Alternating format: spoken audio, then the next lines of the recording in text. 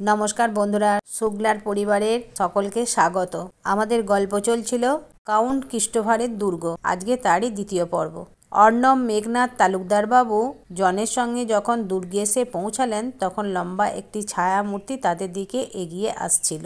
জন ছায়ামূর্তির সঙ্গে পরিচয় করিয়ে দিয়ে বলল, ইনি হলেন আমার ঠাকুরদাদার বন্ধু আর এই ক্যাসেলের মালিক কাউন্ট ক্রিস্টোফার। ওরা তিনজনে কাউন্টের সঙ্গে হাত মর্দন করবার সময়তে বুঝতে পারল কাউন্টের হাত বরফের মতো ঠান্ডা। উত্তেজনায় তালুকদারবাবু বলেই ফেললেন, আপনার হাত এত ঠান্ডা কেন কাউন্ট সাহেব? উত্তরে জন বলল, উনি আপনাদের সফট ড্রিঙ্ক বানানোর জন্য বরফ বার করছিলেন স্টোর থেকে। এবার সকলে সিঁড়ি বেয়ে উপরে উঠতে লাগলো। তারা এসে পৌঁছালো একটা বড় হল ঘরে। ঘরটি সাজানো আছে টেবিলের ওপরে সুস্বাদু খাবার, ড্রিঙ্কস। কাউন্ট অতিথিদের খাবার গ্রহণ করতে বললেন, কিন্তু নিজে না খেয়েই চলে গেলেন। সকলেই ছিল ক্ষুধার্ত, তাই সকলে খাবার খেতে ব্যস্ত।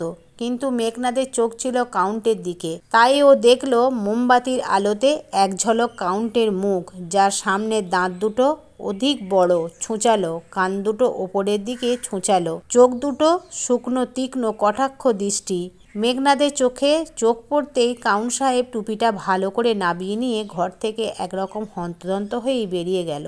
মেঘনাদ জনকে বললেন, তোমার দাদু তো কলেজ লাইফেই বয়স ছিল 50-এর উপর, তা এই কাউন্ট সাহেব যদি তোমার দাদুর বন্ধু হন তবে উনি এখনও কেন এত ইয়ং? শুনে জন বলেন, উনি জাদু জানেন বলে হাসতে শুরু করে। তার হাসিটা ওদের তিনজনের খুব একটা ভালো লাগলো না। খাওয়া শেষ করে জন ওদের একটা শোবার ঘরে নিয়ে যায়, যে ঘরে ছিল 3টি সিঙ্গেল বেড। ঘরের দেওয়ালে কাউন্ট সাহেবের একটি ছবি ছিল। সেই ছবিতে কাউন্ট সাহেব একটি হায়নাকে ধরে রয়েছেন, যা দেখে তিনজনেই একটু অবাক। জনকে প্রশ্ন করে, ছবিতে কুকুরের বদলে হায়না ধরে আছেন কেন কাউন্ট সাহেব? তখন জন একরকম বিরক্ত হয়েই উত্তর দেয়, মানুষ যদি বাঘ সিংহ পুষতে তবে হায়না কেন পুষতে পারবে না? এই বলে জন তিনজনকে গুড নাইট বলে চলে যায়। তিনজনের উপর দিয়ে সারা দিনের ধকলে ক্লান্তি কাটাতেই তিনজনে 3টি বিছানায় টান টান হয়ে শুয়ে পড়ল।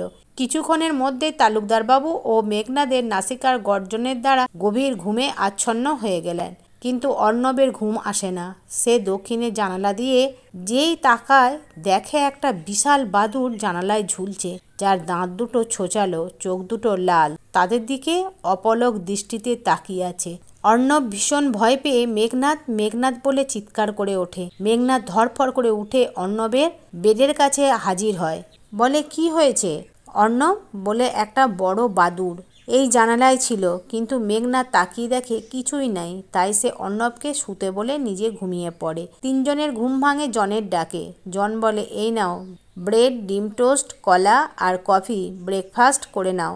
ও ছাদে একটু ঘুরে এসো, ভালো লাগবে।